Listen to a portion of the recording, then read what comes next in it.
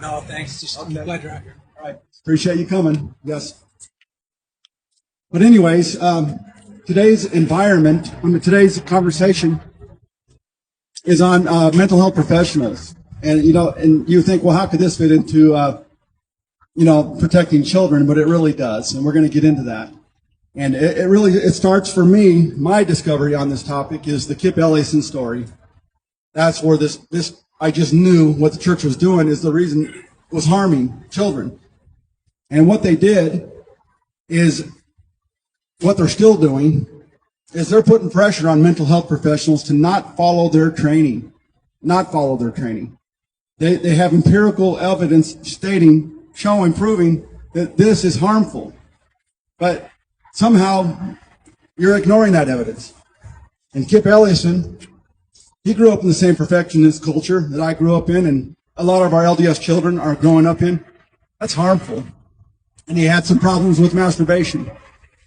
And he was full of shame because he wasn't meeting up to the perfectionist culture that the church put into him. Nobody can be perfect. Only Jesus was perfect.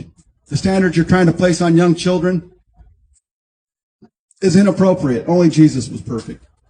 But anyways, he went to his bishop, and he was meeting with his bishop, and guess what? This man had no training in mental health.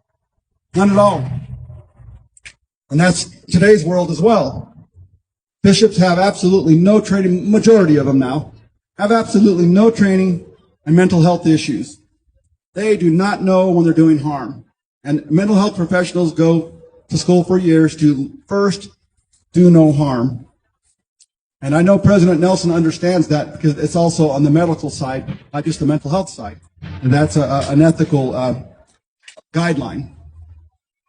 So they did get a mental health professional involved, in which they wisely did send Kip to a mental health professional to get help.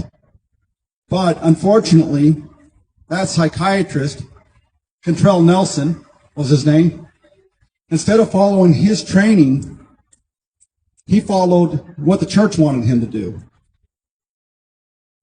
So we have the church pressuring mental health professionals to not follow their training.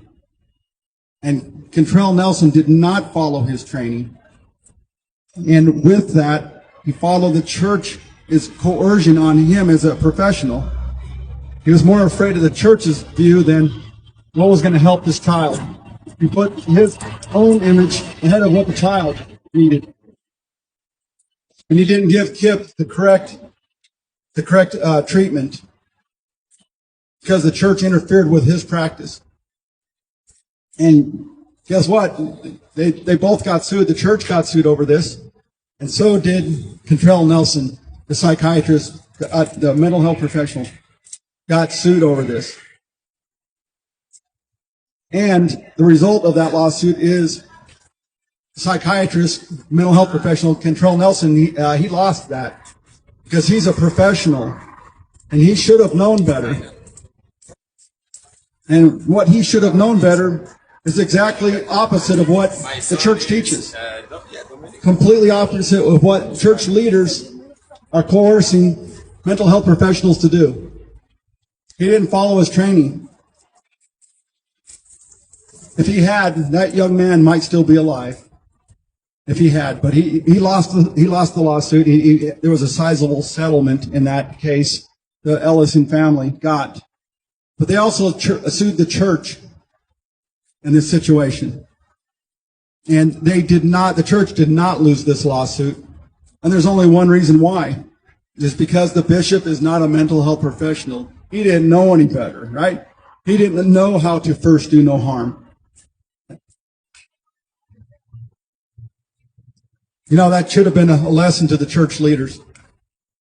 I mean, on one hand, you're talking out of one side of your mouth. This is God's word and this is God's way. From a prophet, seer, and revelator instructed this. But then when you get into court, the bishop doesn't know any better. You're talking out of both sides of your mouth on these issues. The way you handle mental health professionals. And children are dying. And adults are dying too, because you're coercing mental health professionals to not use the fullness of their training. Would you do that to a heart surgeon, President Nelson? Would you tell him to have one hand tied behind his back? Would you have me behind you, President Nelson, telling you how to do a heart surgery? I don't think you would. And truthfully, it would be inappropriate for me to even try doing that, President Nelson. You're the professional in that field, and you're not respecting professional boundaries of mental health professionals. They know what's right. Truthfully, you need to take them up into your office and put them a seat at the table. Spend a little more time learning why they do, what they advise.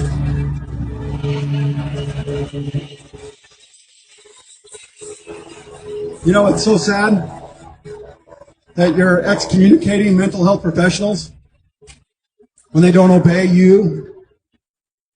what you taught.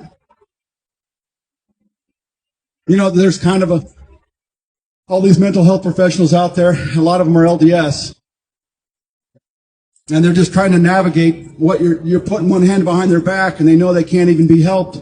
They can't do the fullness of their training without danger. This is not healthy when you're putting the hands of professionals behind their back.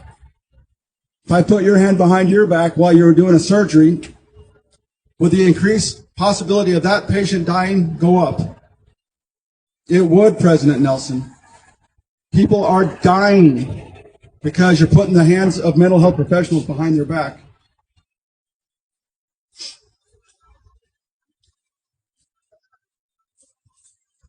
You know, in my own situation, this affected me as well. You know, this whole week, I laid in bed for a very long time and suffered unbelievable suffering trying to understand some of these things. And really, that's what this week is about, is what I learned, the harm. And also, people keep coming to me and telling me about their harm, so that's what I'm doing here. I don't want any more people being harmed by bad policy. But I laid in bed and learned, the church is using mental health as a weapon as well to place on their liability concerns. You know that I went into the stake president. You know, he promised me, him and the bishop came to my house after my son's death, and him and the bishop promised to come back within a couple of weeks to investigate and address my son's abuse.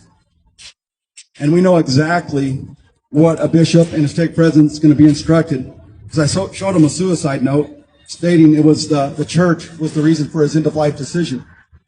So we know exactly what a bishop's going to do as soon as they get that note. They're going to take it to church attorneys through the bishop's hotline. It's in your policy what they're supposed to do. And you have a child stating that the reason for his end-of-life decision was at the church. We already know what that turns into for the church, an instant liability concern. We know. Did that stake president ever come back to my home and honor his word? Did that bishop ever come back to my home and honor his word to investigate and correct those involved in the abuse that resulted in my son's end-of-life decision? You didn't come back. They never came back. And I know why. You know, I think if you put the dots together, it's pretty clear. They were told, and actually I was later told, it's a liability concern, is why they would not address that abuse. You might, in addressing it, you might uncover a greater liability. We know that. So about 3 months later, that hurt so bad they never came back. I laid in bed in the worst moment of my life, and I knew my stake president had lied to me by not coming back. But I said, I'm going to pursue this. I have to pursue justice for my son. And how do I go to a ward? Because his abusers were in our ward. How do I go back to that ward without my son's abusers being addressed? How do I do that? Here you are saying come back to church, but how do I do it? I have a dead son, and his abusers are going to be sitting right there passing the sacrament. How do I do it? But anyways, I go back, and I went to the stake president, and I said, I want you to address my son's abuse.